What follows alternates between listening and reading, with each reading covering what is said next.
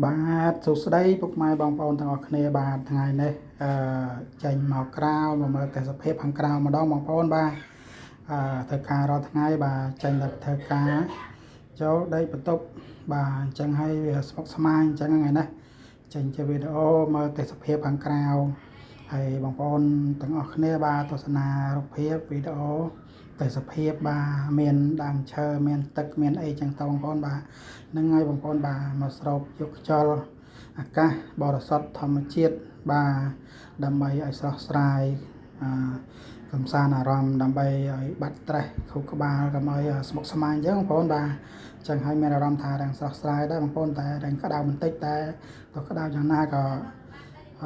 ឆ្លៀតថតជាវីដេអូនេះដើម្បីមើលលេងកំសាន្តហើយក៏ចែកជូនឲ្យបងប្អូនទស្សនាមើលកំសាន្តអារម្មណ៍ជាមួយនឹងខ្ញុំទាំងអស់គ្នាបងប្អូនបាទហ្នឹងហើយបងប្អូនបាទមើលទឹកបាទមានទឹកមានដើមឈើមានស្មៅហើយខ្យល់អាកាសក៏បរិសុទ្ធល្អបងប្អូនអើយបាទបកមកលហើយស្រួលណាស់បងប្អូនអើយបាទនេះទស្សនភាពនៅតាមទីជនបទតាមស្រុកស្រែតាមចង្ការអញ្ចឹងបងប្អូនបាទហើយក៏មានដើមឈើអមតាមមាត់ទឹកមើលទៅស្រស់ស្រាយណាស់បងប្អូនអើយបាទហើយព្រមទាំងមីក៏ស្រឡះល្អទៀតបងប្អូនបាទពពកហើយផ្ទៃមីក៏ស្រឡះល្អមើលទៅវាស្រស់ស្រាយដែរបងប្អូនបាទហើយតនេះមានក្រោមដើមឈើមួយដើមនេះរឿងតិចល្អក៏សម្រាប់តំណែងមួយផ្លែតទៅក៏ថតជាវីដេអូ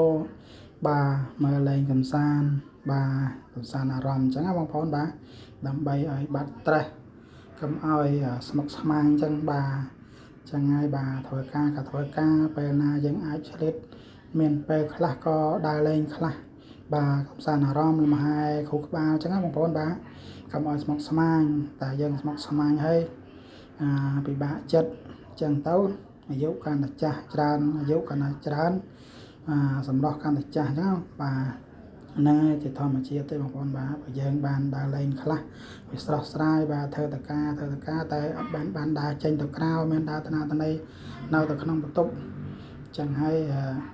អាប់អូសស្ដាប់ចឹងហើយចេញមើលទេសភាពបាទមើលតាមផ្លូវតាមខ្នល់តាមអីចឹងណាបងប្អូនបាទ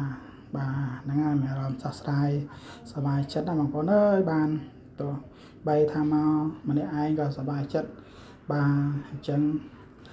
ដើម្បីយើងមានសេចក្តីសុខក្នុងជីវិតទោះបីថាយើងម្នាក់ឯងក៏យើងបង្កើតសេចក្តីសុខក្នុងយើងបានដែរបាទយើងធ្វើម៉េចឲ្យបានសប្បាយរីករាយខ្លះទៅក៏យើង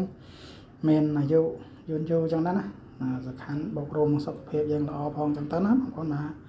ហ្នឹងហើយបាទនេះក៏បបាយមើលទៅតាមទឹកតាមបាទមានស្លឹកឈើបក់ល្វិចខ្យល់មកអូត្រជាក់